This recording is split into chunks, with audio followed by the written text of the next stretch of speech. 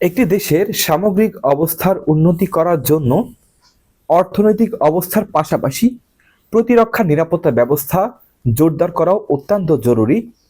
বাংলাদেশ একটি ছোট্ট দেশ হলেও একটি স্বাধীন ও সার্বভৌম রাষ্ট্র। আমরা সবাই এই দেশে বসবাস করি, বাংলা ভাষাভাষী আমরা সবাই এই দেশে রয়েছি।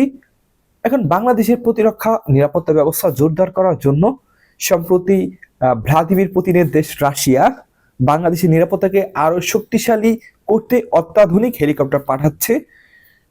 ফ্রিতে পাঠাচ্ছে না, অবশ্যই বাংলাদেশ সেগুলো কিনেই নিচ্ছে। বাংলাদেশের যে পুলিশ রয়েছে, নিরাপত্তা বাহিনীর পুলিশের জন্য আসছে রাশিয়ার তৈরি অত্যাধুনিক প্রযুক্তির হেলিকপ্টার। হেলিকপ্টারটির মডেল হচ্ছে MI-17-1A2 হেলিকপ্টার। এখন এই হেলিকপ্টারের বিশেষত্ব নিয়ে আমি কিছু আলোচনা করতে যাচ্ছি। এটি কিন্তু বহুমুখী কাজে ব্যবহার করা যাবে। মাল্টিপারপাস হেলিকপ্টার, বহুমুখী অর্থাৎ বিভিন্ন ধরনের কাজে প্রতিরক্ষার ব্যবস্থার পাশাপাশি কোনো জায়গায় উদ্ধার অভিযান সেগুলো করার জন্য এটি ব্যবহার করা যাবে।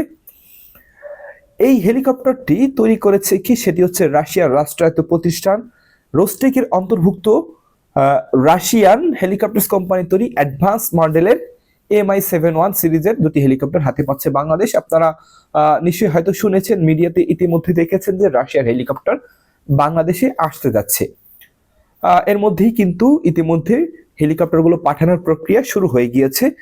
শক্তিশালী অত্যাধুনিক প্রযুক্তির হেলিকপ্টার যেগুলো রয়েছে, বাংলাদেশ প্রতিরক্ষা ব্যবস্থায় আরো এক ধাপ এগিয়ে যাবে বলে আমরা আশা রাখতে পারি। হেলিকপ্টারের বৈশিষ্ট্য, এগুলোর যে বৈশিষ্ট্য তার মধ্যে রয়েছে ঘন্টায় সর্বোচ্চ গতিসীমা হবে 260 কিলোমিটার এবং এটি লম্বায় 60 ফিট দৈর্ঘ্য এবং বিশাল হেলিকপ্টারটি প্রায় 13,000 কেজি ওজন বহনে সক্ষম। পাশাপাশি এখানে কিন্তু 26 জন আরোহী, 26 জন একসাথে কিন্তু এখানে বহন করে সেটি উঠতে পারবে। কোনো সামরিক তৎপরতা, উদ্ধার তৎপরতা বা আহত অবস্থায় কিন্তু একসাথে 12টি স্ট্রেচার, রোগীদের জন্য যে স্ট্রেচার ব্যবহার করা হয় সেটি কিন্তু এটি বহন করতে পারবে। পাশাপাশি এই হেলিকপ্টার রয়েছে কিন্তু বর্তমানে আপনারা নিশ্চয়ই অবগত আছেন, বিমান বলি বা হেলিকপ্টার বলি, সব জায়গায় কিন্তু AI বা অটো পাইলটের সুবিধা বা অটো পাইলটের প্রযুক্তি ব্যবহার করা হচ্ছে। আপনারা বিমানেও নিশ্চয়ই অবগত আছেন যে সেখানে অটো পাইলট রয়েছে, যে সমস্যাগুলো খুব সহজেই সমাধান করতে পারে। কোনো বিপদ হলে তার সিগন্যাল বা তার বার্তা আগে থেকেই পাঠাতে পারে। এখানে কিন্তু ডিজিটাল অটো পাইলটের সুবিধাও রয়েছে এই হেলিকপ্টারে। পাশাপাশি অ্যাডভান্স নেভিগেশন, ডিরেকশন ফাইন্ডার এবং রয়েছে ফ্লাইট কন্ট্রোল সিস্টেম। তো দর্শক, রাশিয়ার এই অত্যাধুনিক প্রযুক্তির হেলিকপ্টার বাংলাদেশে আসতে যাচ্ছে, এই বিষয়ে আপনার মতামত কি? আপনি এটাকে কিভাবে দেখছেন? ভালোভাবে দেখছেন নাকি খারাপভাবে দেখছেন?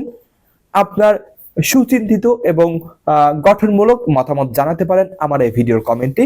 আর ভিডিওটি ভালো লাগলে লাইক, কমেন্ট, শেয়ার করে আপনার প্রতিবেশী, বন্ধু বান্ধব, আত্মীয় স্বজনের মাঝে ছড়িয়ে দিতে পারেন। সবাইকে অসংখ্য ধন্যবাদ।